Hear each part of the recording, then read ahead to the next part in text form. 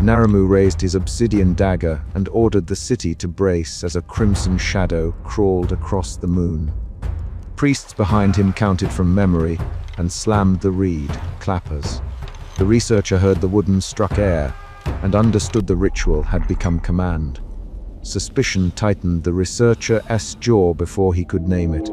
He had come to the ziggurat to read tablets, not to watch a city rearrange itself under a priest's signal. Naramu shouted, "Seal the outer gates. Sound the warning reeds. Let the elders decide sacrifice if the omen says so." The words landed like a blow. The central problem was immediate and visible. A priest had translated an eclipse into policy that would uproot thousands.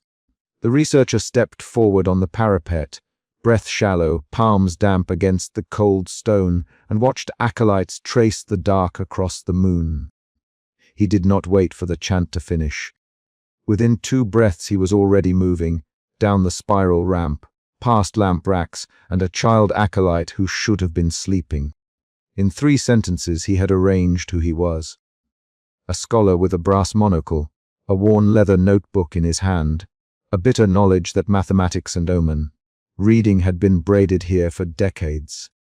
He moved through the temple with the same deliberate steps he used when measuring a tablet's groove. Suspicion pushed him toward action rather than analysis. Around him, the temple smelled of hot oil and smoke. The monk in the corridor dropped his lamp when the city bell began to hammer from below. The researcher reached the archive 5 minutes after the bell. He did not knock. Rahu, a nervous acolyte, had left the side stone loose 2 nights before. The researcher eased the panel and slipped inside.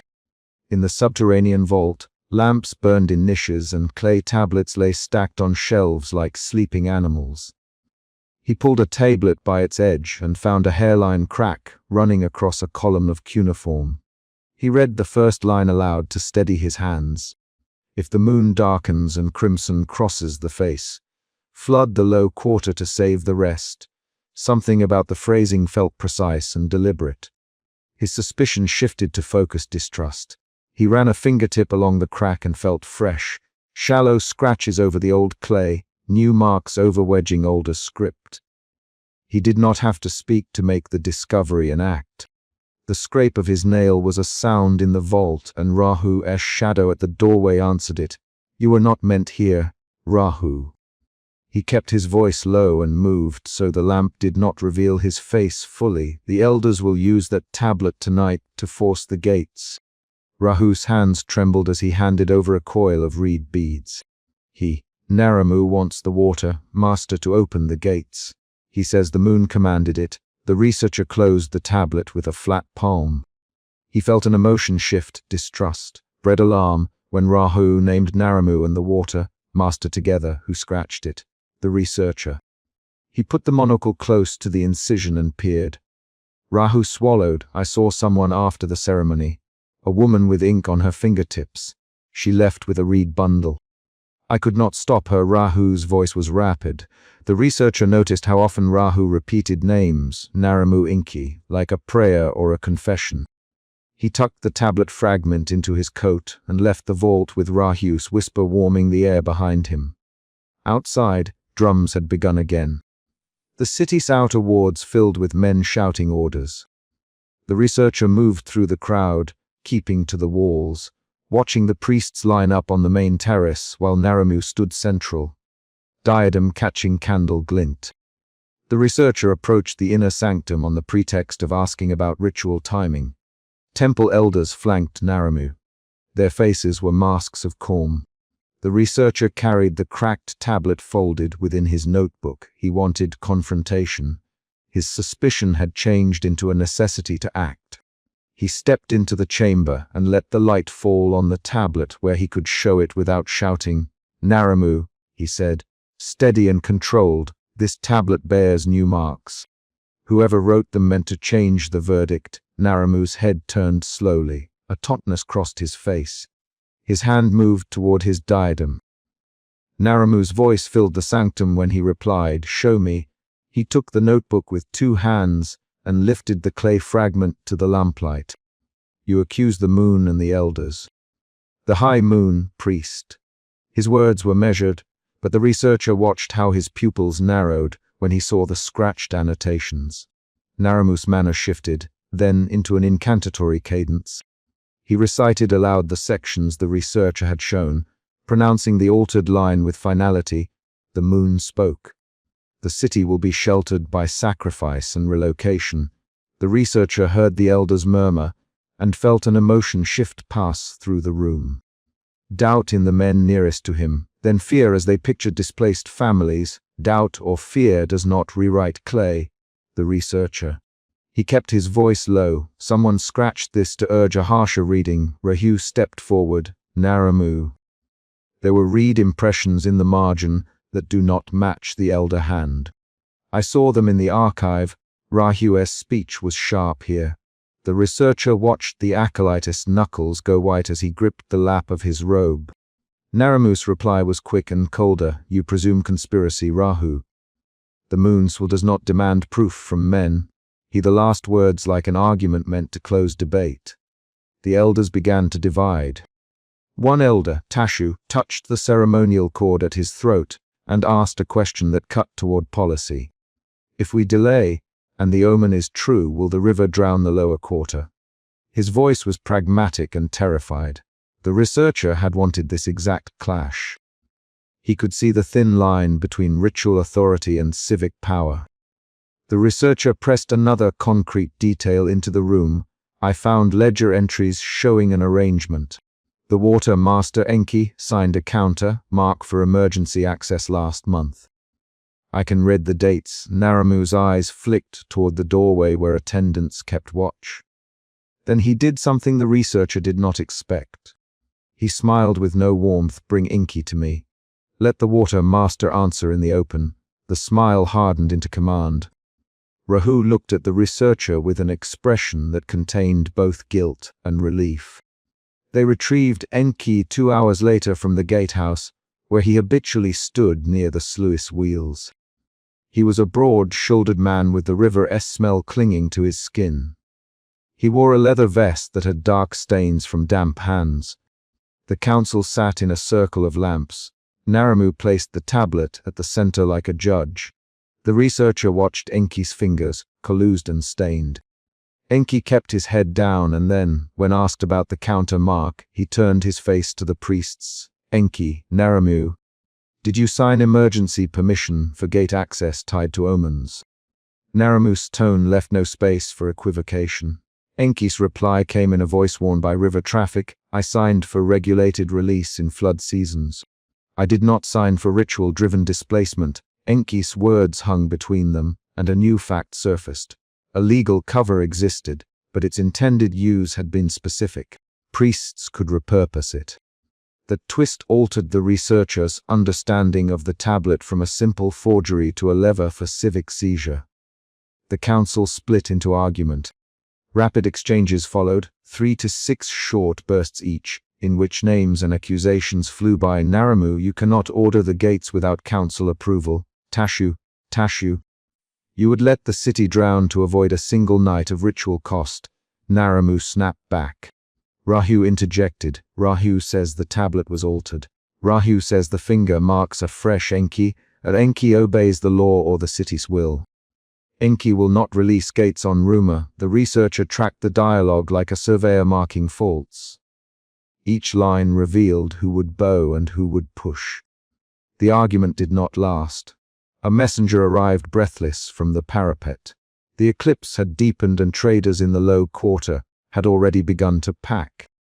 That external event pushed the chamber into immediate decision. The elders counted the probabilities and the priests performed a quick divination with lamps.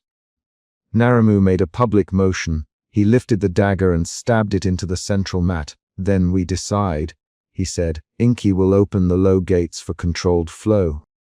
The water will carry the weakest homes, the rest will be raised. It is the moon's will and the city's necessity. The researcher felt a cold taste when the word, we, replaced deliberation. He lunged to stop them. He grabbed the dagger's haft, where it protruded from the mat, and his fingers met the obsidian cold. Two acolytes seized his arms. Rahu shouted, "Stop! He shows proof!" A rapid exchange unfolded. The researcher brings a tablet. One elder barked, "Then let us see it." Another countered. Naramu, with Inky beside him, gestured toward the gatehouse. "Go now and open them," Naramu ordered Inky. The gatehouse decision became the chapter's peak. At the river channel, Inky turned his back toward the town and found one of his assistants already at the winch. The assistant's hand had wet clay under the nails, a detail the researcher noticed as he was hauled by two acolytes through the crowd. "Enki," the researcher, straining to be heard, "Enki, do you understand the markings on this tablet? They have been scratched to change the reading." Enki's face was a map of practical codes. He looked at the assistant, then at the winch, then at the wet channel. "Enki cannot stop the wheel alone," the assistant called. Enki was told to obey the temple's command. The assistant's voice was small but firm. The researcher managed to wrench free one arm and pushed toward the wheel. His hand closed on the wet rope as it turned. Cold water hissed and the sluice creaked. An acolyte knocked him and the rope bit into his palm. He tasted iron. A rapid chain of purposeful actions followed. Enki nodded, a single motion that the researcher interpreted as consent. The assistant pulled the release. Water poured then, first in a steady sheet, then a force. It hit the river channel and leaped across the low quarter as though a buried animal had been unleashed. The researcher made a final physical attempt. He pivoted, trying to wedge himself under the winch, to jam the mechanism. Two temple acolytes slammed him to the ground. He felt the mud part under the press of water. His boots sank. Hands closed around his jacket and dragged him back as the current took timber and reed fences away in a rush. He saw Naramu on the parapet, head bowed like a man watching a sacrificial blaze. As water ran through the streets, people shouted names and ran with bundles. The researcher ripped free a fragment of the tampered tablet, where the fresh scratches climbed like scars across a column. He felt two emotions in quick succession. First, a raw dread that rose in his throat as he watched a child swept from a broken reed raft. Then resolve, cold and sharp, when he felt the clay against his palm. He staggered through silt, choked lanes, pressing the fragment to his chest beneath the coat. The city fell into new geometry around the flood. Those living near the river climbed onto roofs. Others beat at doors to drag families out. The priests assembled at the ziggurat to chant for the moon's mercy and to guide sacrificial details. Naramu's voice carried a low reverberant pattern that included name after name of those to be relocated. Citizens cried and cursed. Some followed the priests willingly. The researcher moved through the chaos and kept his head down. He had to navigate more than mud. He had to navigate who still trusted the temple's claim. In the ruined quarter, he found a woman who had been screaming at the edge of a collapsed reed wall. The woman clutched a child and held up a soaked scrap of reed that was a neighbor's ledger. The moon demanded it. She told him, "They took our loom." They asked to leave. Her hands shook, and she repeated Naramu's name until the syllables were small stones. The researcher handed her some wet coin and did not offer comfort beyond directions to higher ground. He had a plan thin as a reed, but the woman's desperation made his task urgent. He could not let the tampering be dismissed as accident. At dawn, when the air smelled of cold river and burned oil from kitchen hearths, the researcher hid among ruined reed bundles and opened the fragment fully. Rahu appeared beside him silently. Rahu's face was streaked with mud and candle smoke. Rahu, the researcher, who else knows about the ledger? Rahu counted names on his fingers, Tashu an elder, Enki. A woman named Ishara who handles seals. Ishara slipped a reed roll out the back yesterday. Rahu's certainty was a brittle thing. His eyes kept traveling toward the ziggurat as if expecting someone to arrive. The researcher had a new, concrete lead. Ishara, the woman with ink, stained fingers who had been seen leaving the archive. The twist changed his aim. He had believed the priests were the only manipulators. Now he suspected a network that included civic staff and one of the temple's own seal keepers. He could feel the emotion shift again, from determined suspicion to a cold calculation. He folded the fragment into oilcloth and slid it into his satchel with the brass monocle over it. He moved across the ruined quarter with the purpose of a man who had decided a course. He did not raise his voice. He did not expound. He performed small, deliberate tasks that recomposed his internal strategy into external steps. He visited Enki at the gatehouse and watched the water. "Master," with a measured stare. "Enki," he said, "your assistant moved the release. Did you order him because Naramu demanded it?" Enki's reply was tight. Enki obeyed a public decision. If the council orders, Enki opens. "Enki will not lie to your face, researcher." The researcher saw how Enki's hands trembled when he said the last word. He saw responsibility and fear in equal measure. 3 times that morning, the researcher returned to the temple archives and turned over records until his fingers ached. He found the ledger entries showing the counter, mark signature between Enki and a priest identified by a shortened glyph. He also found a transfer note indicating a sealed reed roll had been moved to a private chest identified only as Ishara's custody. The twist. The presence of Ishara's seal made the conspiracy concrete. The researcher felt the need to speak aloud in the empty archive and did so. If Ishara altered the tablet, then someone instructed her. She keeps the seals. She changes paper for pay. That is evidence that the temple network and civic power conspired. He paused to listen to the way his breath sounded in the vault. Rahu returned with a new fact. Ishara had taken refuge in a low house near the river when the flood began. He guided the researcher through streets where men still hauled soaked bundles. The researcher found Ishara seated on a collapsed bench inside a house missing one wall. She had ink on her fingertips and a reed bundle beside her that smelled of clay. She did not deny the marks when he confronted her. Ishara's answers were short and practical. "Ishara, I signed the counter mark. I scratched clay at the directive of a messenger who brought reed knots from the gatehouse. He paid in silver." They argued in quick lines 3 to 6 back and forth exchanges while mud cooled beneath their feet. "Ishara, who sent you?" The researcher demanded. "Ishara, a man in a dark coat. Naramu would reward loyalty." Rahu's mouth opened. Rahu saw him leave the archive with Ishara's reed bundle. The researcher shifted his weight, listening for physical cues. The woman's hands, the movement of the child at her feet. Ishara looked away when she named Enki as having met a messenger. That reveal shifted the researcher's understanding again. It was not only the temple hierarchy that planned, it involved a personal courier connecting Enki, Ishara, and Naramu. The researcher's plan hardened into something concrete. He would take the reed bundle to a scribe who could verify the handwriting and compare seal impressions. He folded the reed into a cloth and left Ishara with a direction to hide until he returned. As he walked, the city set about repairing itself with a brutal efficiency. Neighbors rearranged furniture into raised platforms. The researcher kept his head down and his steps short. He had turned shock into a narrow mission.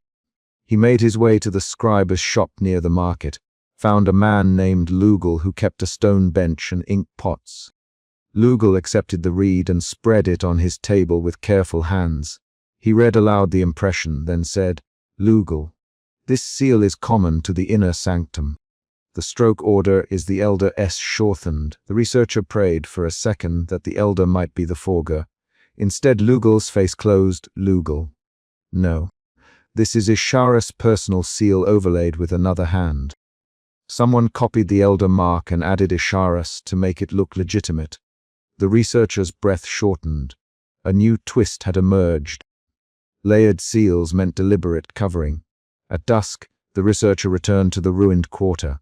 He had a new map of culpability. Naramu had used a chain of actors, couriers, Ishara, an assistant at the gatehouse, to cause a flood that served political ends. The final external event of the chapter arrived as a knock at the researcher's door. He opened to find Rahu, mud, streaked and limping, eyes bright with a fragile triumph. Rahu thrust a reed roll into his hands. "Rahu, Rahu stole this from the elder's chest earlier. It names the district to be sacrificed and the payment to Enki's men.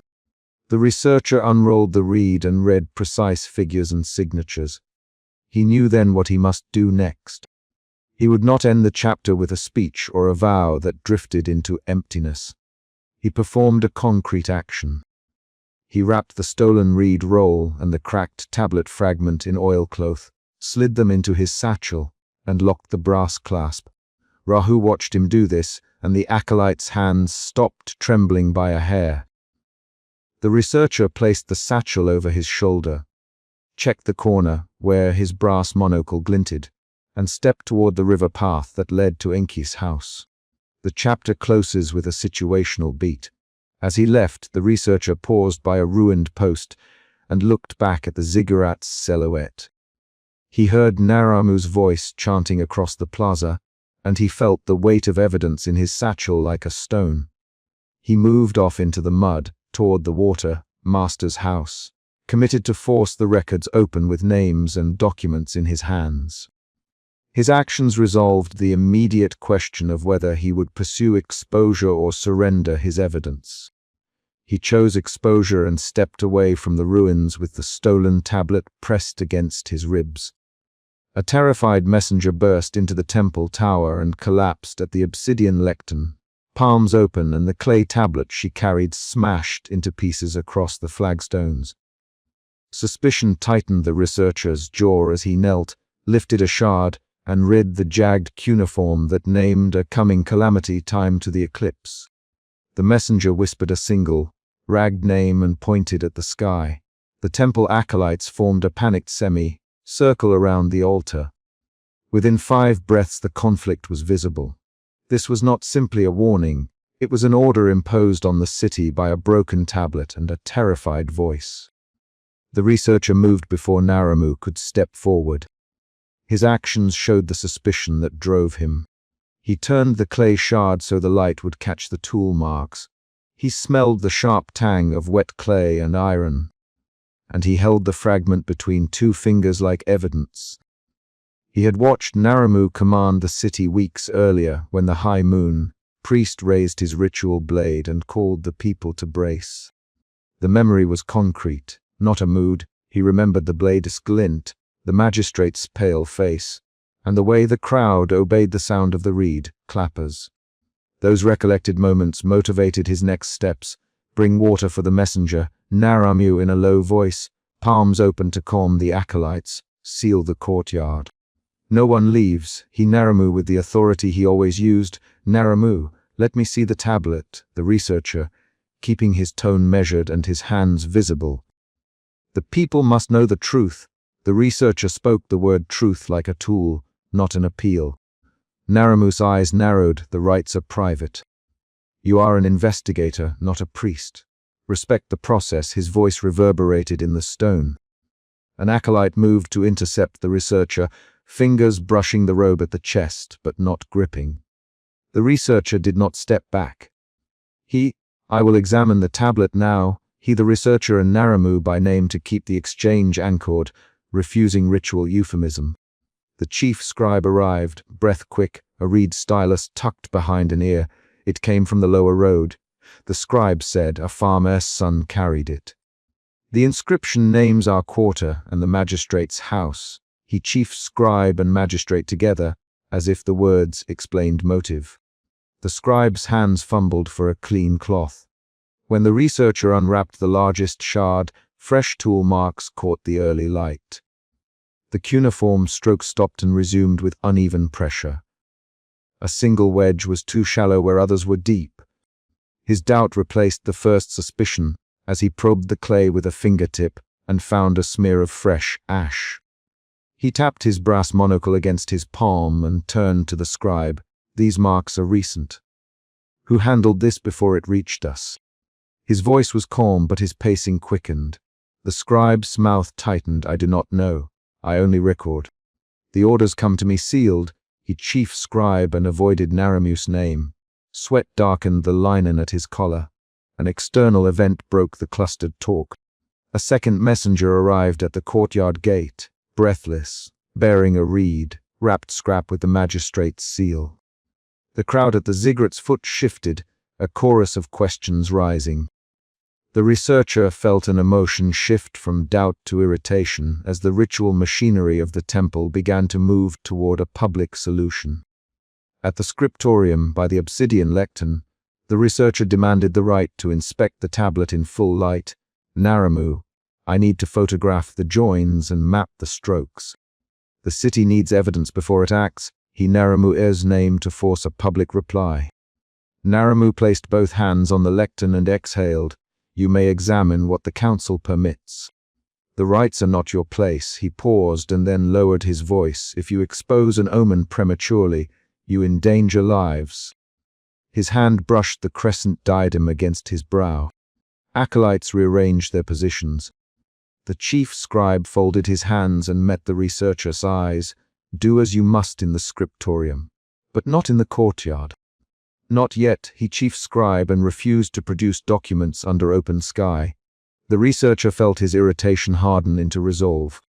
At the scribe's workbench, dawn light threaded through narrow slits and landed on tools. A small copper stylus, a wet sponge, a board of reeds. The researcher spread the largest shard on the bench, then placed a magnifying lens over it.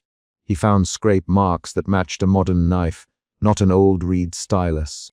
The wedge forms had been smoothed and re-pressed, an attempt to disguise a new inscription as ancient. He traced the pattern with a fingertip and noted a small flake of white shell lodged in a groove. "This is tampering." The researcher. "These are tool marks from a metal blade." "Someone altered the omen." He kept his voice low and close to the clay. Acolytes leaned in. One reached to touch the shard and stopped when Naramu's hand fell on his shoulder. The chief scribe, confronted in his own room, supplied evasive answers. "We copy tablets each day. The storm last month broke more than one. A farmer may have carried pieces. We reconstruct as needed." He chief scribe and used procedural words to close the gap. The researcher watched the scribe's fingers drum the bench. The drum had a nervous rhythm, and the sight shifted the researcher's emotion from resolve to suspicion again. Outside, the magistrate arrived in a rough, lined cloak, escorted by 2 guards. He moved through the courtyard with a measured pace, and then stopped at the foot of the ziggurat. Naramu climbed the steps and called for silence. "Citizens," Naramu's voice carried, "an urgent rite will be performed at dawn to avert the calamity named in the tablet." He Naramu and magistrate together to frame the decision as communal. Crowd members cried out questions. The magistrate nodded once and said, "Order must be kept. Follow the priest's instruction." His voice was careful, juridical. The researcher stepped into the courtyard and called, "Magistrate, the tablet shows signs of interference. We must delay the rite until an inspection is complete." He kept his shoulders square. A rival priest moved forward then, robes flaring. "You interrupt sacred work." "Researcher," he spat, "you presume to judge what the gods speak." He reached for the remaining fragments, as if to possess them. The researcher answered, "Rival, you will not seize evidence. Leave the tablets where they can be studied." He used the rival priest's title to warn him publicly. Voices rose. The rival priest grabbed at the fragments and a scuffle broke out among acolytes. The researcher pushed an intervening acolyte aside, his hand on the scribe's wrist. The physical conflict shifted the researcher's emotion from suspicion to alarm. His breathing shortened and he felt a tightening in his chest. He, "Back away. Step aside." His commands were clipped and specific. When the rival priest lunged for the tablet, Naramu caught his sleeve and pulled him down the steps. "Stop, Naramu," voice thudding like a struck skin. "You will not endanger us with violence." He held the priest's arm, and the 2 men glared at one another. The city public rite announcement forced a choice on the magistrate. He looked at the researcher, and then at Naramu. "We will perform a visible rite," he declared. The people must see decisive action. His decision was purposeful. It shifted the stakes outward to the entire population. At the shadowed colonnade, a supporting acolyte slipped the researcher a folded reed note. while citizens poured into the courtyard to prepare offerings. The acolyte's hand was quick and his eyes darted. He mouthed quietly. For the city, the researcher unfolded the reed and read 3 names and a pattern of dates that matched days of past eclipses. The note implied a faction had manipulated omens to move magistrates and markets. This discovery created a mid-chapter twist. The tampering was not a single act, but part of organized interference. The researcher folded the reed and slid it into his satchel with the brass clasp closing over leather. His emotion shifted again, doubt burned into anger. He thought of the magistrate's pale face from the earlier ritual and the way the crowd obeyed when Naramu's blade flashed. He touched his notebook and felt the weight of choices. Confrontation resumed at the altar steps. The rival priest surged forward, denouncing the researcher in loud, clipped lines. "You poison the people's faith," he said. "You sow doubt, rival priest, you are reckless." The researcher countered. A rapid exchange followed. "Stop this, Naramu, you will not silence me," rival priest said, hands off the tablet. "Researcher, the gods command." Rival priest said, "Prove it, then, researcher." The back and forth reached 6 short lines, and then pushed the crowd into shouting. An acolyte shoved another. Someone dropped a jar and it shattered. The sound snapped the assembly's attention to the sky. The eclipse began to darken the moon. Its arc slipped forward and the courtyard light thinned, the edges of shadows sharpening under a high, contrast sky. Naramu seized the moment, judgment under the eclipse. He declared, "We will choose a scapegoat to appease the moon and bind the danger." He pronounced the plan with calm authority. The magistrate nodded and called for names. Voices pointed. The researcher stepped forward and lifted the shard for all to see. He named the tampering evidence and the scribe says evasions. This tablet was altered. The marks are recent, and the writing is inconsistent with our records. These lines to force a public reckoning. A heated exchange exploded between Naramu and the researcher. "You accuse the temple in the midst of ritual." Naramu demanded, "I accuse those who would manipulate the city through fear." The researcher answered, "Then name them, researcher. Name the hand that touched the clay." Naramu's voice rose, reverberant and almost incantatory. "I will show the marks." The researcher, "I will show the ash in the grooves and the pattern of blades." Question the scribe. He handled it last. He pointed at the chief scribe. The scribe froze and then crumpled under repeated questioning, unable to keep his explanations consistent. "I only copy. I was told to bind fragments." I was not told the full purpose. His admissions made the crowd lurch between anger and fear. As the eclipse reached its darkest arc, someone in the crowd screamed. A small group pushed toward the altar steps, demanding a name for the city's safety. The magistrate, caught between public panic and legal duty, called for immediate judgment. The researcher presented the pattern. Matching tool marks found in regional tablets, the dates scrawled on the reed note, a newly delivered fragment that altered the omen's target. The rival priest attempted to seize the argument, but his words fell on a crowd slicing into factions. Violence broke out. An acolyte struck another with a reed clapper. Guards moved forward with shields. Naramu, trying to command, raised his voice against the staccato of the crowd. The researcher felt concrete fear. His hands trembled as he clutched the shard and he forced himself to speak clearly. Hear the evidence. Do not condemn without proof." He paced and touched his notebook as he spoke, a gesture that anchored his argument. In the center of the chaos, the researcher found a small but decisive proof. A smear of a merchant's die on the back of a shard, the same die used by a known trade house that had profited from messy markets during past eclipses. He called the merchants' guild to the magistrate's attention. This die identifies an origin. It ties the tampering to a profit motive. The merchant's face blanched and several citizens shouted for immediate detention. Naramu's authority cracked. He spoke a line of ritual words, then faltered, and his hand hovered above his diadem. The rival priest accused Naramu of weakness. The magistrate demanded order. The crowd's mood shifted from fear to accusation. The researcher felt clarity wash into his thinking. The evidence linked the tablet to a faction that manipulated omens to steer policy and trade. When the first arrests were made, the crowd split. Some citizens cheered at seeing potential perpetrators dragged away. Others warned that the city had been shamed by public spectacle. The researcher watched Naramu's expression close. The high moon, priest's authority, had been wounded. Naramu moved through the crowd like a man tracing the damage to a garment, hands smoothing, voice lowering, but his steps were slower. Late that night, after the courtyard emptied, and the magistrate left to confer with elders, the researcher returned to the dim scriptorium. He placed the largest shard under a single candle and copied the irregular strokes into his worn notebook. He compared the pattern to tablets he had seen in regional markets. The flake of shell and the white ash matched marks he decatalogued before. His hands worked methodically. The emotion now was exhaustion edged with grim satisfaction. His suspicion had widened into a conviction that a larger scheme existed. He wrote the names from the read note into a clean column.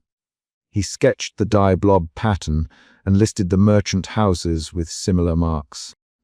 Every time he wrote a name, he felt his pulse quicken. Each entry made the conspiracy more concrete. He paused and ran a fingertip along the fresh ink, feeling the ridged texture. He heard the faint scrape of a chair outside the chamber and looked up. The chief scribe entered the scriptorium and closed the door behind him. He stood a pace away and said, "You forced this out into the open. They will come for you." He used the scribe's simple sentence to warn and to plead. Chief scribe, who else knows about the altered tablets? The researcher. The scribe swallowed only a few, men who control entries and exits. Not all priests, not Naramu's inner circle. They meet at the market house when the moon wanes. He named places and men. They plant fear, then sell relief. They profit when grain prices rise. His words supplied a concrete motive. The researcher lifted his head and said, "Then I will follow the ledger. I will record names and dates. I will go to the market house at dusk." He made the decision aloud, performing the action that would test the claim. The scribe looked at him and put a hand on the table. "Take a guard if you must. They will try to stop you. Naramu will not trust your methods now." He Naramu's name with frankness. The scribe's plea carried both fear and loyalty to the temple. On the table, the researcher set the folded reed note next to the copied inscription. He slid the satchel strap over his shoulder and closed the notebook. He felt the ache behind his eyes, the slump in his shoulders that followed long argument and scant sleep. Outside, a dog barked in the magistrate's quarter. Within a moment, a heavy knock sounded at the scriptorium door. The chapter ends as the researcher rises and moves to open it, the knock concrete and immediate, and the resolution of the night's discoveries ready to meet the next intrusion. They forced the chest open and clay dust spilled onto the flagstones. Suspicion tightened the researcher's jaw as he lifted the lid. The word suspicion sat like a tool in his chest and drove his hands to search faster. The first object he touched was a folded reed bundle, then a stack of tied tablets. He brushed ash from the top tablet and found rows of eclipse entries where cuneiform had been rasped away and traces of fresh reed pigment filled the grooves. The discovery made the central problem plain. Omen entries had been deliberately altered. The researcher, Sarah, look at this. Sarah crouched and read aloud the first restored line, saying each cuneiform wedge like a litany. This line names a famine for the East Quarter. Sarah, it was erased and rewritten to name the river district instead. The researcher kept his voice low. "Naramu must explain this," he said. "Someone turned prophecy into instruction. They work by torchlight in the city archive vault beneath the ziggurat." The vault smelled of reed glue and stale incense. The researcher felt the concrete geometry of the room. Low-arched beams, a single barred window high in the wall, and iron hooks where older tablets had hung. He had been permitted to inspect temple records because of his role as a historian. that trust now leaned toward accusation. Sarah's fingers trembled when she handed him a fragment. "This shard matches the ledger from the omen at dusk," she said. She named the event with the same plain cadence used by officials, not by worshippers. Omen at dusk. The researcher thought of Naramu raising his obsidian dagger on the temple steps and ordering the city to brace as crimson shadow moved across the moon. He remembered the messenger collapsing at the lectern with her tablet smashed. Those were recent facts. They weighed inside him and shaped decisions. The researcher placed the shard beside the scraped line and traced the new strokes with the pad of his thumb. He felt anger begin to sharpen his movements. Anger shifted his focus from academic method to immediate consequences. He did not speak of anger. He tapped the replaced glyphs with his nail and let his hands carry the judgment. Who would gain by renaming the district? Sarah, someone who profits when neighbors are dispossessed, the researcher answered, or someone who needs a scapegoat. Sarah's breath hitched. The messenger's tablet named the river district. Mari's list matched those names. The researcher remembered Mari, the widow who had come to him with a private list. He had kept that memory like a ledger entry. Names, houses, the clay seal impressions. The researcher's suspicion widened into a quieter doubt. He thought, could the ledger be a forgery within a forgery? He stood and moved to the chest again, fingers probing for hidden compartments. The chest held nothing more than reed bindings and a second ledger, smaller and folded. A sound at the vault door made them both freeze. Boots on stone, steps paused. The researcher slipped the folded ledger beneath his coat. Captain Eshar's voice called through the door, formal and tight. Temple records. "The watch has orders to inspect any disturbed archives tonight." The researcher swallowed. He felt the first real fear of the night, when he imagined the watchman finding the ledger under his coat, and the city deciding to treat him as a thief. Fear rearranged his breath and forced his mouth closed. He raised the torch higher so the light cut the shadows into sharp planes. Sarah stepped toward the iron, barred window and forced a steady look. "If the watch finds this, they'll arrest the scribes, not the priests," she said. "They will follow orders. The researcher, we will have to choose how to present the evidence." They unrolled the smaller ledger on a low table. The entries showed the same pattern. Eclipses used as markers, calamities named, and beside several lines a marginal notation in a thin, angular hand. The researcher frowned. He had seen that marginal script before while examining older astrological notes. It matched a hidden notation used by an inner circle of priests. The notation served as a signature. He felt a shift from doubt to grim clarity. His actions tightened. He pocketed a small shard with the alternating notation and wrapped the ledger carefully. "We cannot show this to the watch yet," he said. "We must trace the marginal hand." They left the vault via a maintenance passage that smelled of damp reed. Outside, the temple complex loomed, a dark mass under the partial moon. The researcher kept his coat collar high and moved with a scholar's economy. Small steps, measured breathing. Sarah stayed close, their heads bent together as they walked toward Naramu's private chamber. Naramu received them in a room layered with veils and lamps. He stood behind a low table, hands resting on an obsidian plate. The researcher presented the shard and the ledger without preamble. Naramu's face did not change at first. He traced a ritual tattoo at his temple with the tip of his finger and said, "You have always had a restless eye, researcher. You pry where others accept the silence," the researcher answered. "Naramu, these eclipse entries were scraped and re-inked. The marginal hand here matches the signature used by your inner circle." "Explain why omens were altered." Naramu's voice deepened. "You choose your words carefully, researcher. You use altered as if the records were goods to be stolen. We govern the city with rights. Rights require discretion. Naramu, Sarah, names were moved. Mari's list shows dispossession followed the announced calamities. People lost homes after the omens. Naramu's jaw tightened. The city must be kept. Sacrifices are permitted when the moon warns. I do not deny harshness. Our duty is to protect the greater number. Sometimes that means painful measures.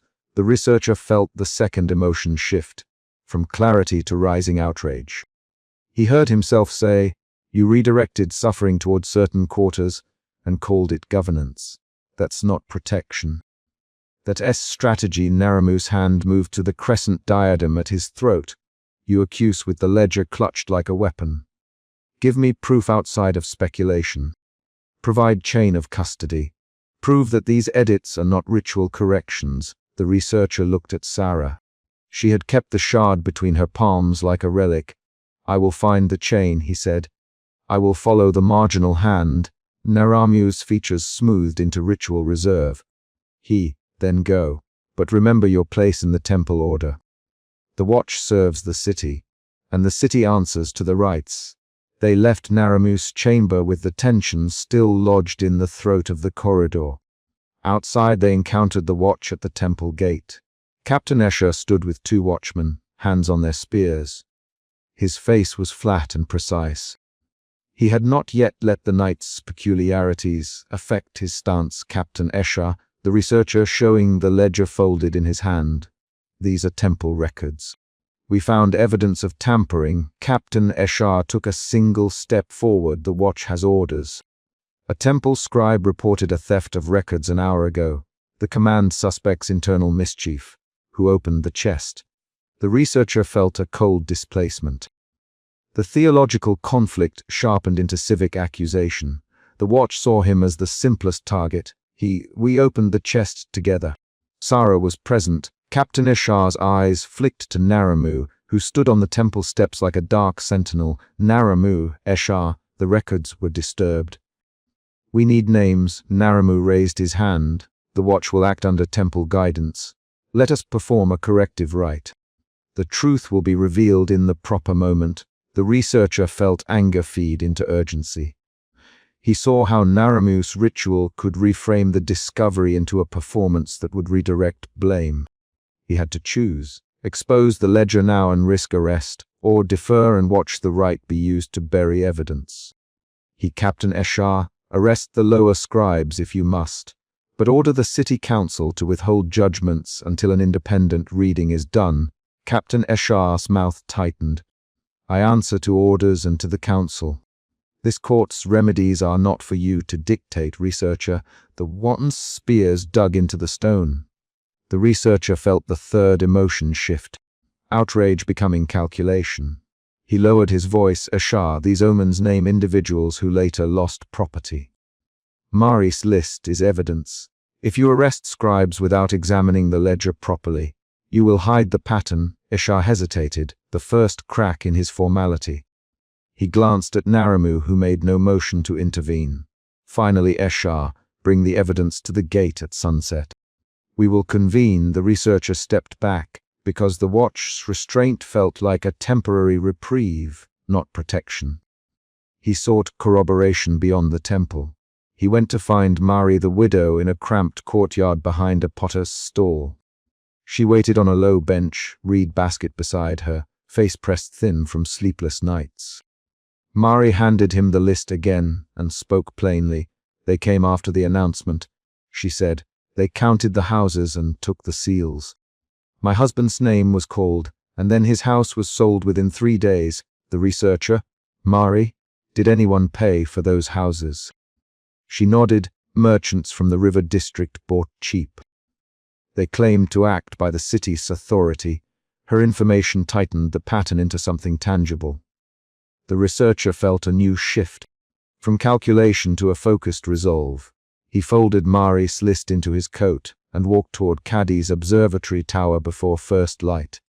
Caddy lived above the narrow lanes in a cramped room full of star charts and rusted instruments. He smelled of oil and powdered copper. He held a reed stylus like a surgeon holds a scalpel. He looked at the shard the researcher laid on his table and lifted it to the lamp.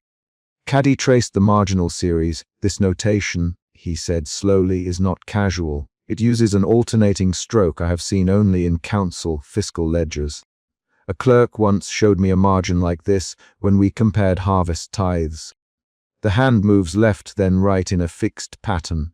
The researcher leaned closer, so the tampering points outside the temple. Caddy nodded. The marginal signature ties to a civic record, keeper who acts as a liaison to the temple. He signs not with a seal but with a marginal code. Whoever uses that code coordinates with the council. A surprising twist shifted the investigation. The tampered entries were not just priestly concealments. The network reached into civic administration. The researcher's breath tightened.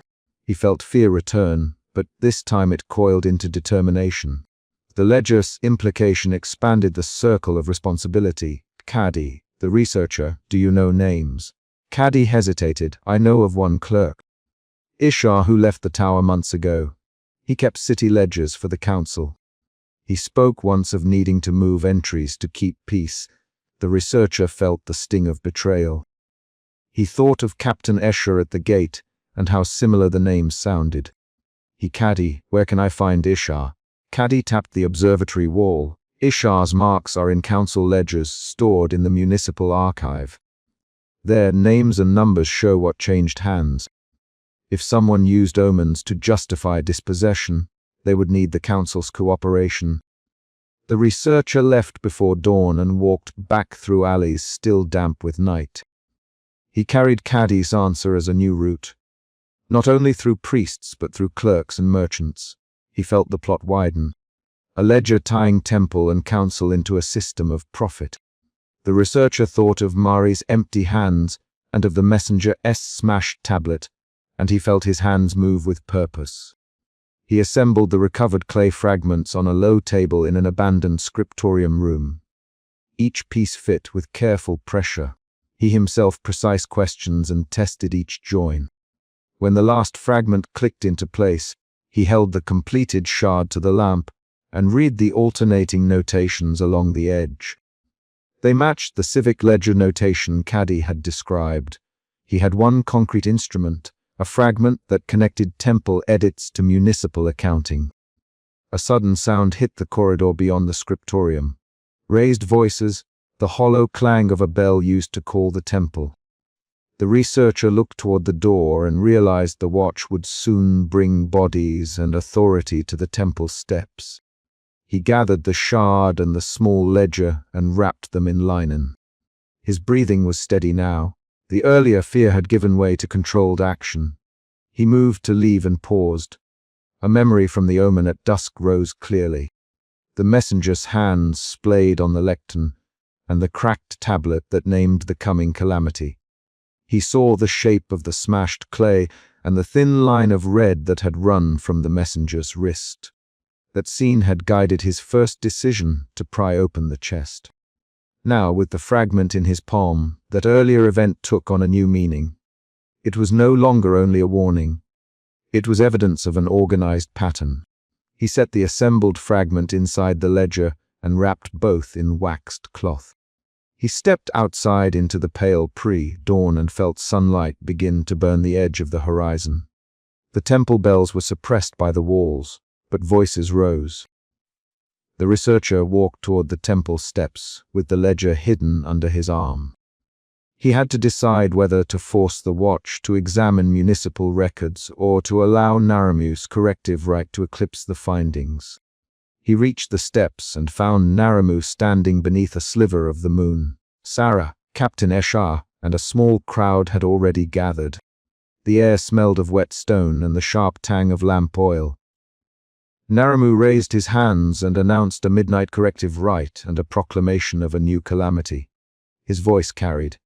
The crowd leaned forward. The researcher stepped onto the lower step and called out, "Stop the rite." "Hear the ledger first," Naramu's eyes fixed on him. "Researcher, you interrupt the rites with civic petitions. This is not for the street."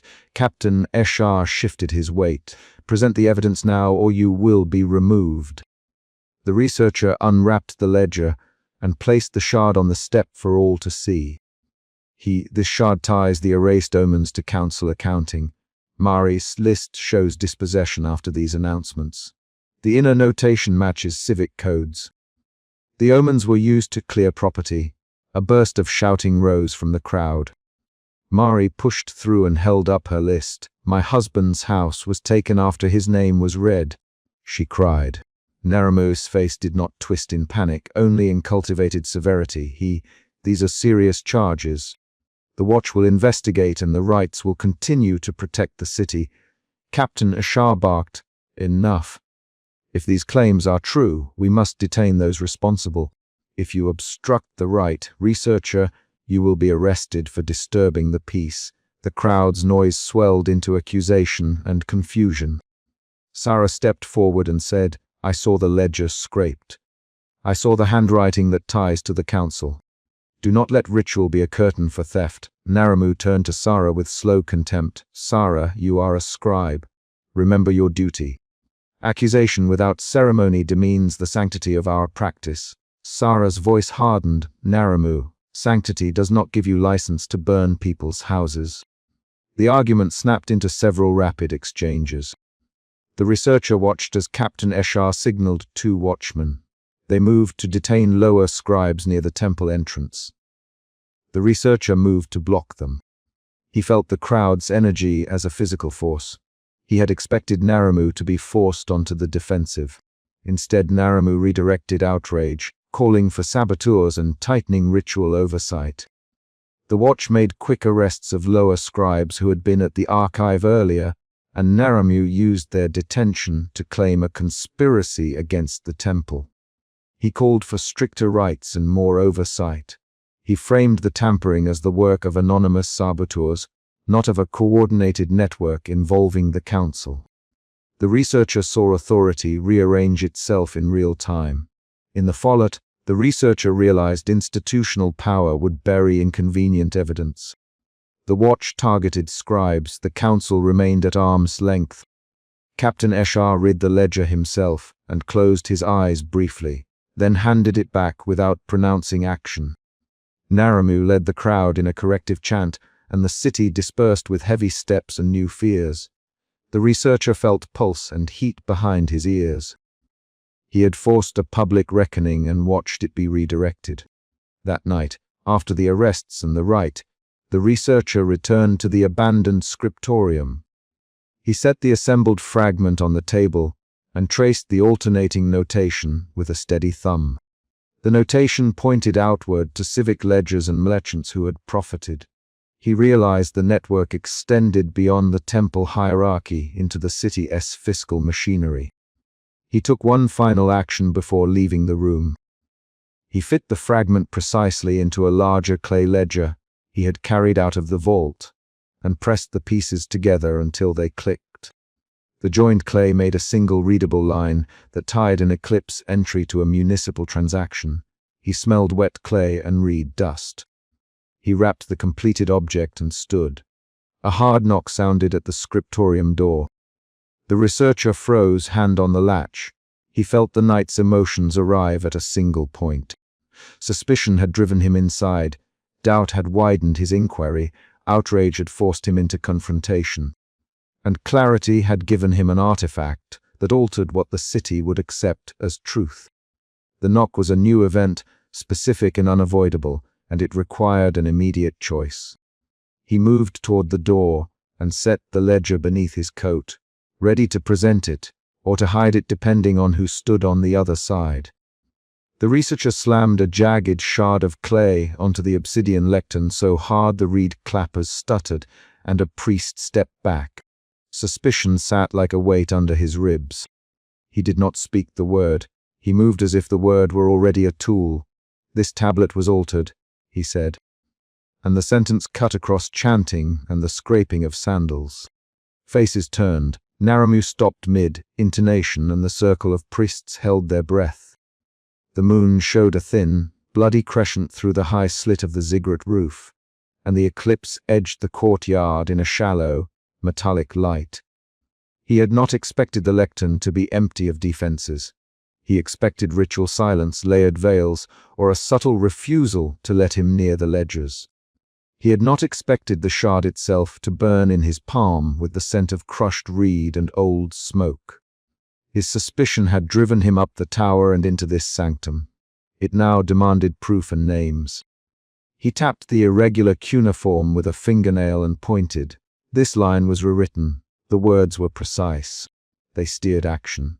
Naramu's voice folded into the air, low and deliberate. You assail sacred practice with shards, researcher. Show restraint. He stepped forward, the crescent diadem catching moonlight.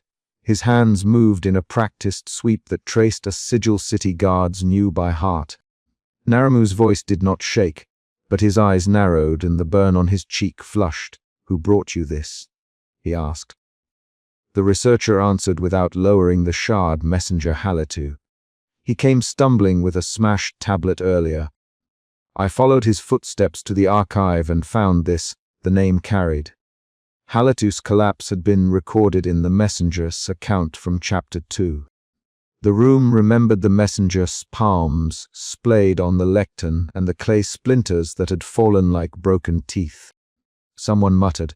Acolyte Ishara stepped close, fingers clenched on the hem of her robe. Her shadow fell thin and controlled. Halatu swore he found it by the river, she said. He thieves attacked the caravan. Her voice left room for doubt and then closed it. The researcher watched Ishara's jaw. He had learned small tells across weeks in the tower. The way she tucked a stray strand behind her ear when nervous, the way she avoided naming Naramu in council, suspicion bent his choices. He set the shard on the lectern and drew the room's attention to a carved notch along the shard's edge where a reed. Fiber had been forced into wet clay. This notch is a recent repair. The script beneath has a different hand.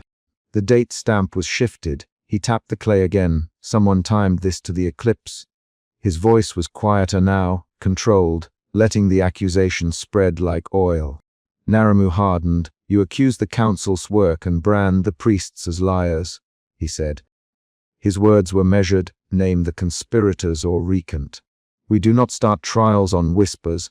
He threaded the formality of the council's law through his sentence. The priests behind him sighed. Temple discipline favored ritual over spectacle. The researcher did not recant. He laid out the shard, then another fragment from the chest he had forced open in chapter 3, and a sliver taken from the messenger's bundle. He placed them in a rough line under torchlight, so the differences were visible at a glance. He showed how the seam of clay ran in deliberate intervals in one set and in clumsy, rushed strokes in the other. This is not scatter or theft. These are edits to protect someone, he said. A low murmur rose. Councillor Ekram, who had been leaning on the stair rail watching, descended into the light. He cleared his throat, hands open. What you call edits are measures of safety, researcher. The city demands stability more than the exactitude of an astronomer. His voice carried a civic weight and a careful impatience. If we allow panic, more will die than any right can prevent. He did not look at Naramu when he said it. He looked at the gathered acolytes and elders. That look was the first real rupture. The crowd shifted sides in breathless increments. Two junior priests whispered names and shifted their weight toward the researcher. A carved relief of the moon over the lectern caught a torch flame and flared. The city had already seen the crimson shadow across the moon during the earlier omen. Chapter 1's image of Naramu raising his obsidian dagger replayed in the room like a remembered wake. Those memories gave the claim gravity. Ishara stepped forward. Her voice trembled 3 times before steadying. They forced me to cut the clay once, she said, and the sentence landed like a dropped reed. They gave me a blade and told me which lines to smooth. Counselors gave us names to spare. Faces tightened. Acolyte Ishara is the young woman who had knelt to lift the shard in chapter 3. His report matched that earlier scene. Her confession shifted the power in the chamber the way a tide shifts a boat. Naramu's jaw tightened. He moved to the lectern, palms flat like a man whose rhythm still belongs to ritual. You speak of betrayal, Ishara. You speak of decisions made by those sworn to protect the city. He did not raise his voice. He did step between Ishara and the researcher, placing himself physically where the ledger would be read. 3 priests pushed back, creating a shallow circle. The researcher stepped around Naramu and began to read fragments aloud. dates, names, and the altered advice. He read the lines that had been changed from warnings to decrees. He read the parts where a famine prediction ended in an instruction to spare a caravan tied to a single trader's name. He read the passages where a flood omen had been softened to avoid ordering a dam gate opened. Then the same ledger showed a private irrigation canal widened in one elite fields. Councillor Ekram's face shifted from impatience to something sharper. "You are accusing senators now," he said. "This is sedition," his knuckles clenched around the banister. He glanced at the temple steps where elders lingered like statues. "You present shards and expect us to overturn centuries of consensus." His voice rose. The words fragmented into accusation. "The consensus was bought." The researcher replied, "Those ledgers were altered to protect households who fund the city's food network."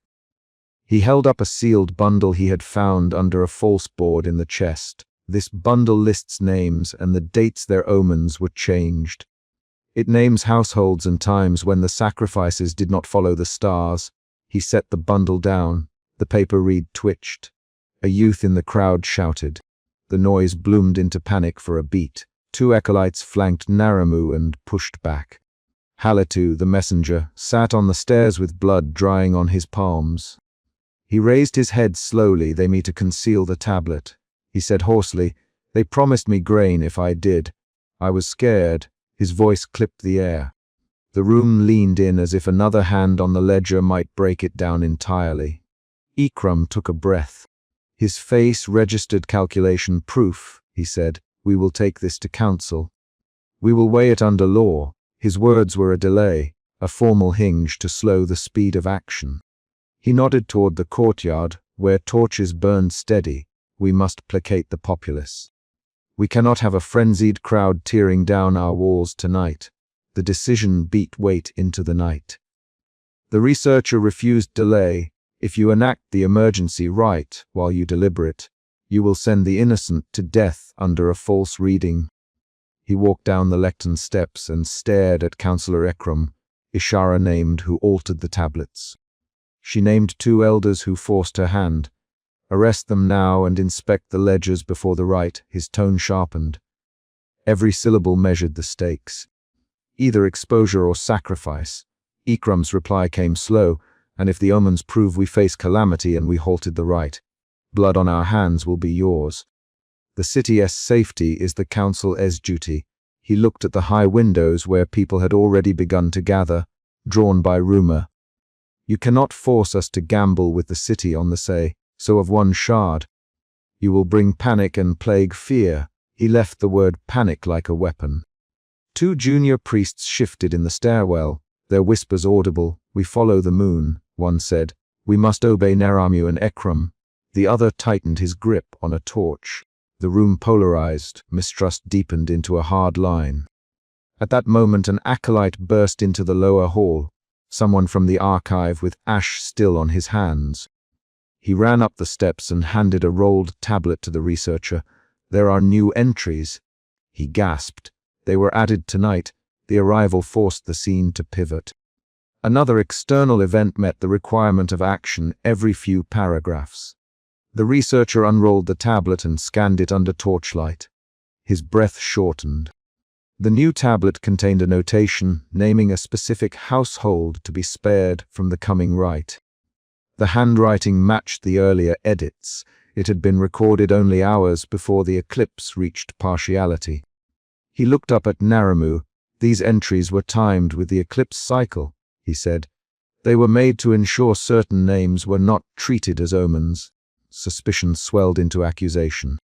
Naramu stepped closer, hand hovering near his diadem. "Who gains from these names?" he asked. The question was both ritual and threat. Ishara answered before anyone else could.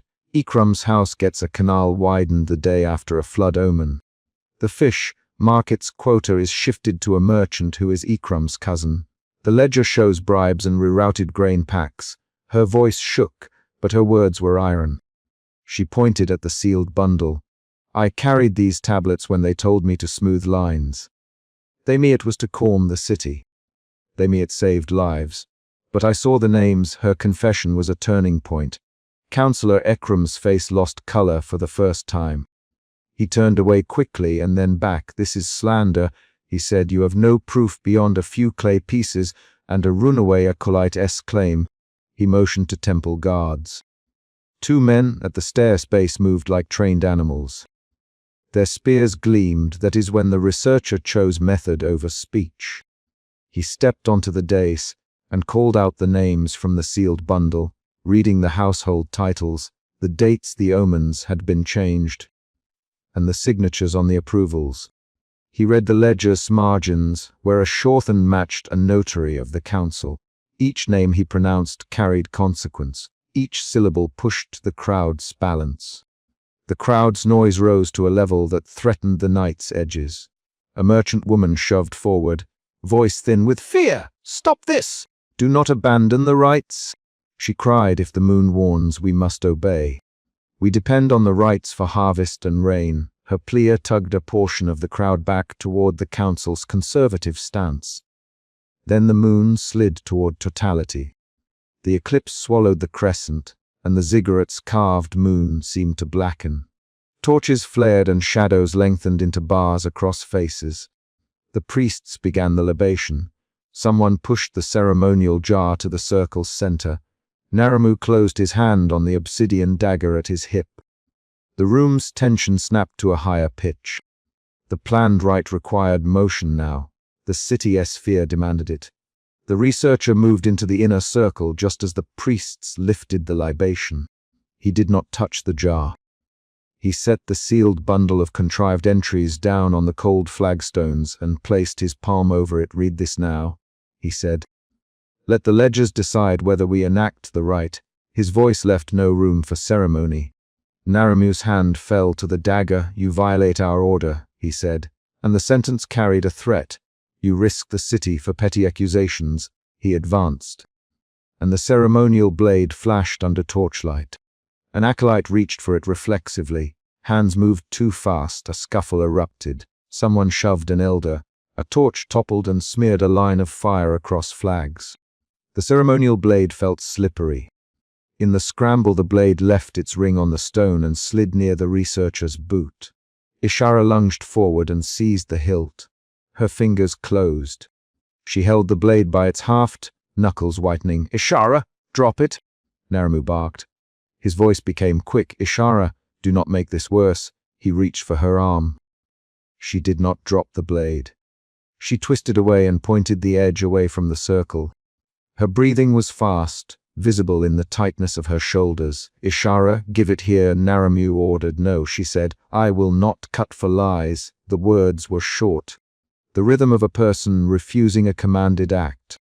3 priests surged. The researcher moved between them and the bundle, palms out to forestall further hands. "Stop," he said. "Let the council read the evidence. Arrest who must be arrested. But do not start a sacrifice while you hide corruption." He kept his voice steady. The steadiness guided action. A sudden shout split the night.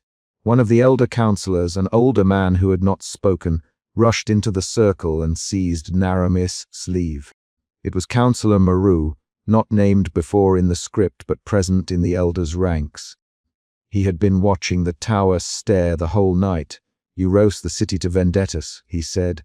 "We will not allow a single researcher to override ritual law." He pushed Naramu back by force. The shove broke the line of priests. Naramu staggered, his hand leaving the dagger. Ishara collapsed to her knees, clutching the haft as if the weapon were now a relic she could not part with. The torchlight painted the sweat on her brow like salt. The moment contained movement and choice. The priesthood fractured in plain sight. A louder voice cut through. "Messenger Halatu, newly risen from the stair steps, Ikram paid me to hide tablets," he said. "I was promised grain. I feared the council. I fear yet, but I will not be paid more to lie." The confession was a 4th external event within a short span. It revised earlier assumptions. The room rearranged itself around this new disclosure. Councillor Ikram's face turned stone. He looked as if a wind had knocked his breath out. He opened his mouth and closed it several times. "This is treachery," he he said finally. Halatu, you lie to save your skin. His syllables came down like iron. 3 junior priests backed away from Ikram. 2 stood with the researcher. The division was visible. Authority wavered. The crowd's whispers were now sharp accusations and fearful calculations. Under the black disk of the total eclipse, the ceremonial jar rested in hands that trembled. The libation needed only motion. Someone would drip water across the child's image the rite demanded and name the household to be surrendered. The potential sacrifice hovered between law and deception. In the tight circle, the researcher grabbed the ceremonial jar with both hands and set it down on a stone slab far from where Ishara kneeled. He locked eyes with Naramu. There will be no sacrifice until the council inspects these ledgers under oath, he said. Either you prove the omens were true and unaltered, or we postpone the rite. The city cannot be guided by altered clay. His tone left a choice. Test the evidence publicly or stop the rite now. Naramu moved like a man whose duty and conviction wrestled. He inhaled and the breath came out steady but hard. Then present your proof before the council at once, he said. If you are wrong, you will answer in the courts. If you are right, we will answer in the courts. The city will judge. He backed away from the jar and signaled for the temple guards to secure the archive. The movement cleaved the circle. It was an action that indicated his acceptance of legal process. Ikram agreed to a council reading at dawn, but he also demanded immediate order. He ordered a guard to place Ishara under watch. The guard's hands were warm and practiced. Ishara looked at the researcher, her eyes wet, and mouthed 2 words. Forgive me. Her voice was gone. She let the guard take her while the ceremonial blade clattered to the flagstones. Before the guards led Ishara away, she tore her robe's hem and handed the strip to the researcher. This strip marks the line they forced me to smooth. She whispered, it ties elders' names to the edicts. Take it to the council. Take it now. Her fingers were small against the researcher's palm. At that instant a junior priest bolted down the stair and shouted, the crowd grows outside. They bring torches.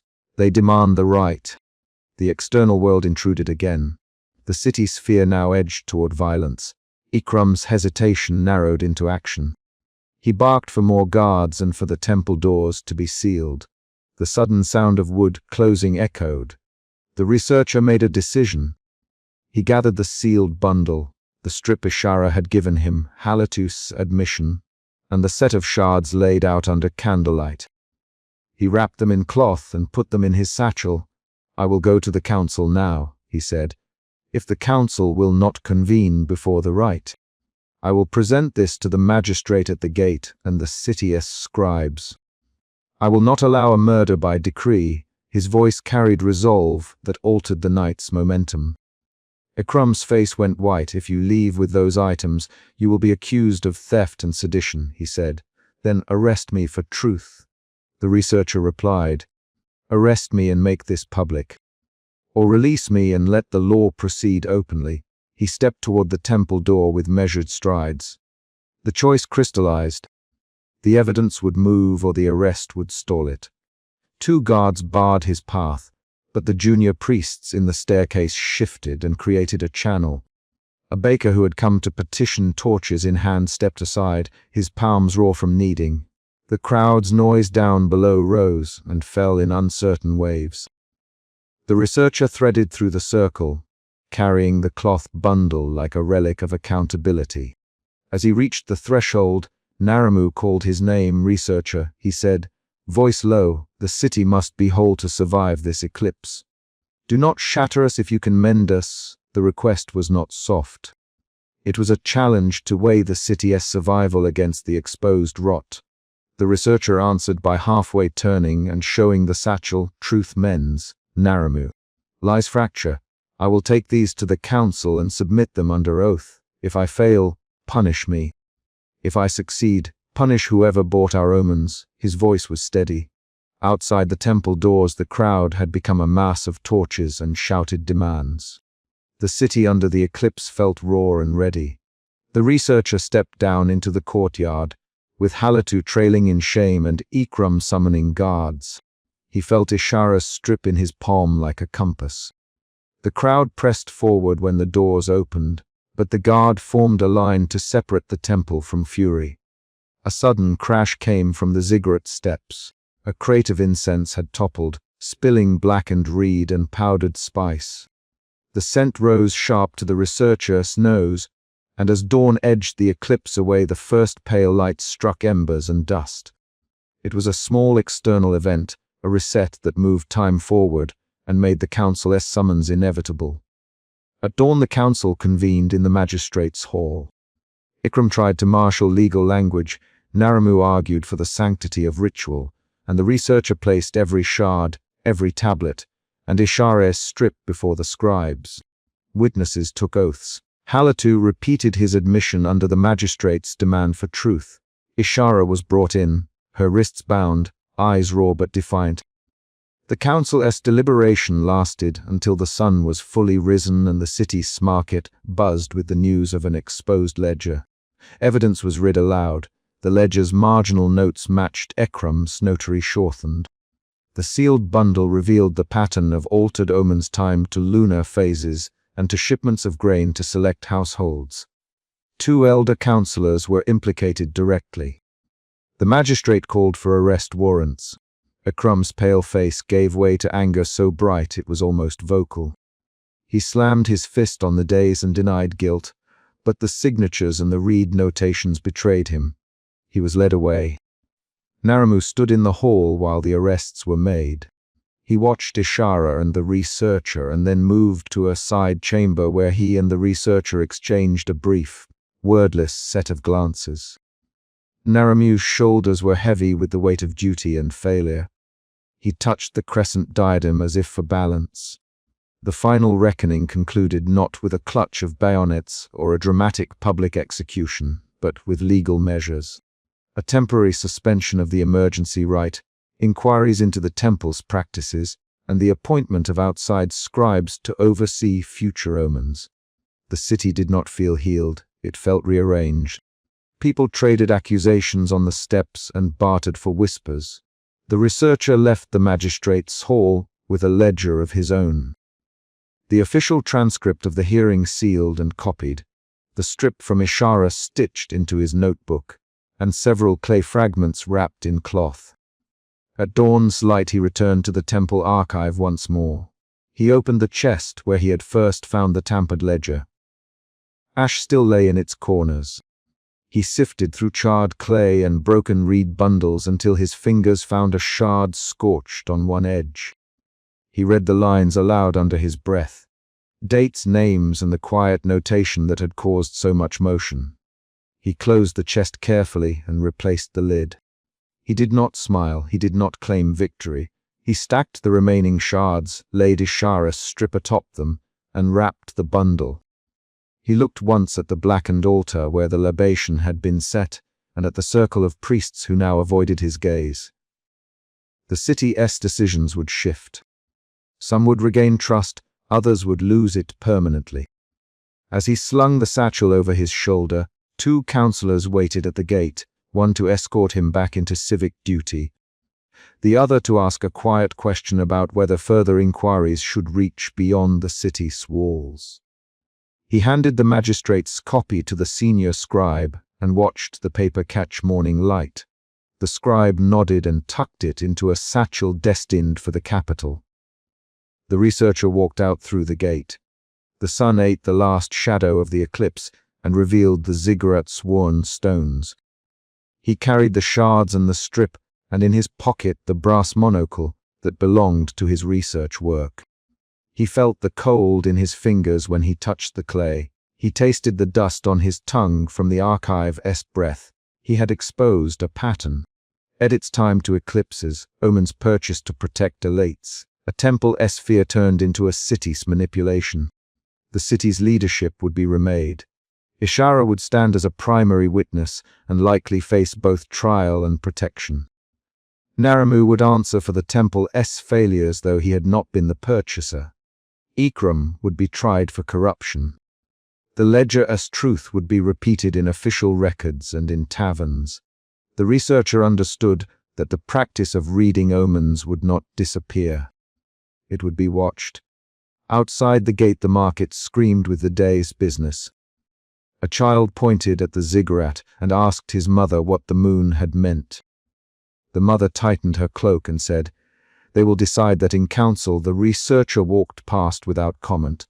He kept his face composed, palms steady. His suspicion had led him up the tower and into confrontation. The suspicion had changed into proof, and then into action. It had cost him the easy rhythm of his work, but it had saved unnamed lives. He paused at the gate and patted the satchel. He took one last look at the ziggurat's silhouette. He thought of the ledger's line that had named a family's survival over a neighbor's. He thought of the strip Ishara had given him, of Halatu's admission, of the shard that had started the scene on the lectern. He stepped into the street with the morning sun warming his back and the magistrate's copy of the hearing tucked under his arm. At dawn, the researcher sifts through charred fragments and a half-cleared ledger, understanding that the practice that once controlled the city now lay exposed.